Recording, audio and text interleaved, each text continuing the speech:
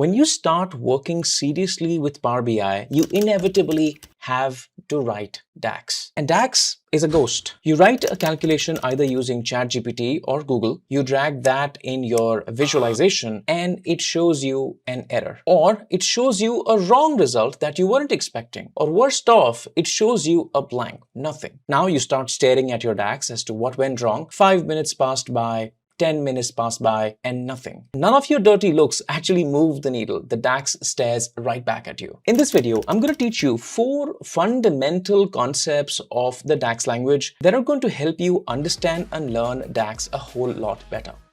Let's start.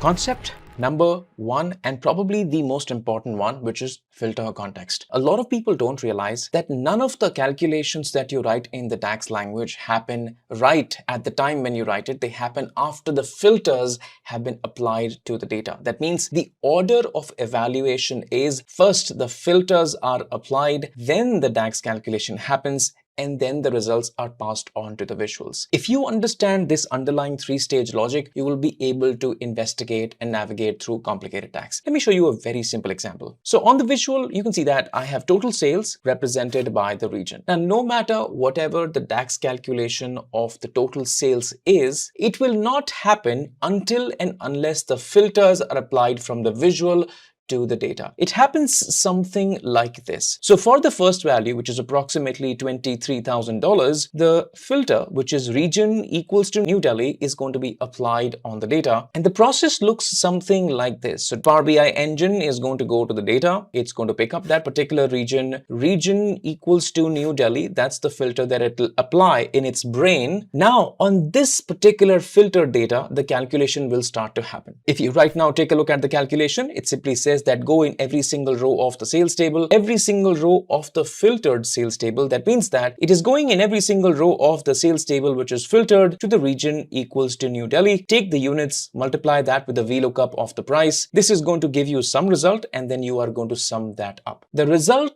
of this DAX is then in the third stage is carried forward and placed in the visual right here. The same thing happens for Mumbai. Again, the filters first, then the DAX calculation, and then the results are passed over. And it happens over and over and over again for all of these numbers that you see right here. The big message is, if you're finding any calculation giving you weird results, what you need to do is take a look at the filters that are being applied to the data, apply that, extract that data, and try to do the calculation on that data. Does it give you the same answer or not? Just staring at the DAX is not going to help you. If you don't know how to plan the models in Power BI, this is exactly what I happen to teach in my DAX and data modeling course. We obviously start from scratch, teaching you what is the fact, what is dimension table, how do the relationships work, and carrying that same principle ahead, we go on to more complicated cases, and I actively show you how the planning of the model is done and how can you enforce thinking like star schema and shaping the data in a way that adheres to a scalable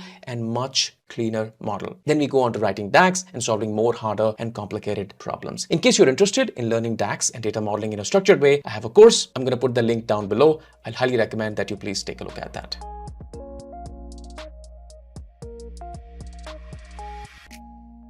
The next most important piece of concept is relationships. Now, it's very likely that in your Power BI report, you will not be working with one table, but perhaps multiple tables connected to one another. And you need to understand that how the tables talk to one another. Let me show you another example. If you right now take a look at this number, which is about 1200, and I want to know how this number is evaluated, it is still evaluated just as the way it was evaluated earlier when we learned about filter context. But because the two tables are linked, the evaluation method changes just slightly. Right now, if you take a look at the filter context, we have not one, but 2 filters. The first filter is the year equals to 2011. The next filter is month equals to January. And these 2 filters are not coming from the sales table. They are actually coming from the calendar table. You can see that right here. This is from the calendar, and this one is also from the calendar table. Now, I want you to take a look at the model. The 2 filters that we just spoke about are going to be applied on this particular column. This is equals to 2011. That's the filter. And this is is equals to the month of January. That's what is the filter. Now, obviously, when you apply these two filters, this particular date column is going to be left with only 31 days of data in the month of January of the year 2011. Now, if you take a look at the relationship, this particular column, which is the date column, is linked with this date column. Now, what that means is that those 31 days that are filtered in the calendar table are now going to propagate through this particular relationship, and now we'll apply that filter into this particular date column. So you will land up with the sales table for the month of January 2011. And then again, the sales calculation will happen. If you take a look at the sales calculation on the filtered data, which is now only the month of January, the same thing is going to be applied. Units multiplied by price and then sum it up. Remember, the filters are applied first. Even if the filters are coming from the connected dimension tables, then the filters propagate into the main fact table. Then the DAX calculations happen, and then finally the result is returned. The next most important piece of concept to understand is grain. That means what is the depth of the fact table that you're working with. Let me help you understand with an example. At the moment, again, I have year, month, and I'm trying to calculate average units sold per day. And just like you would expect, I have written a formula that does nothing but the average of the units column in the sales table, and I drag that formula right off to my visual, expecting that this is going to give me the right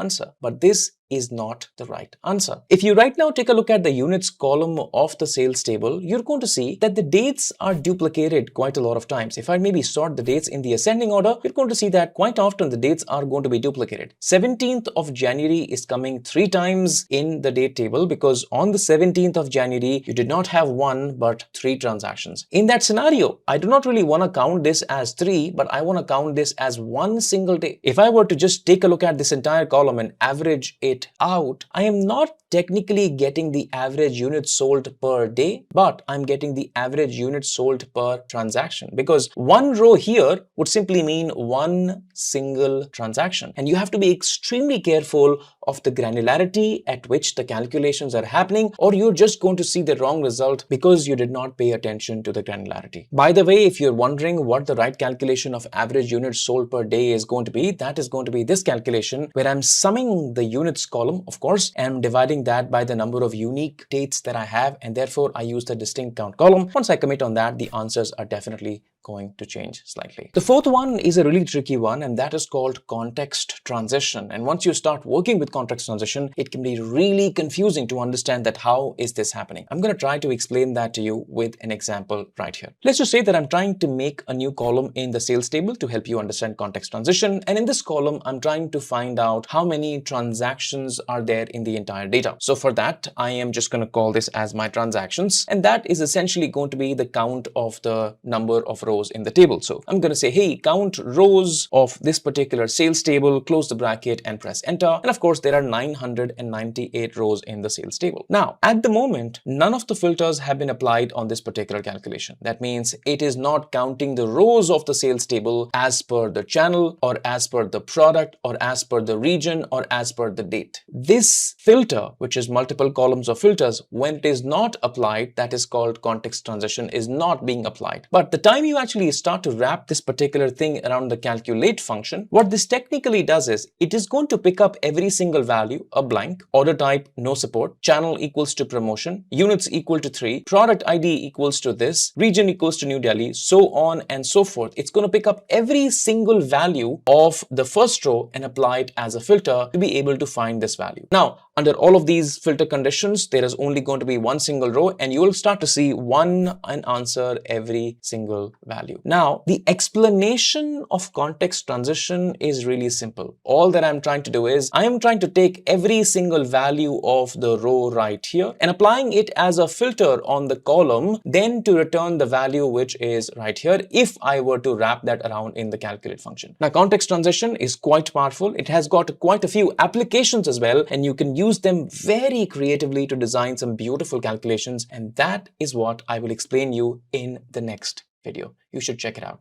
Cheers.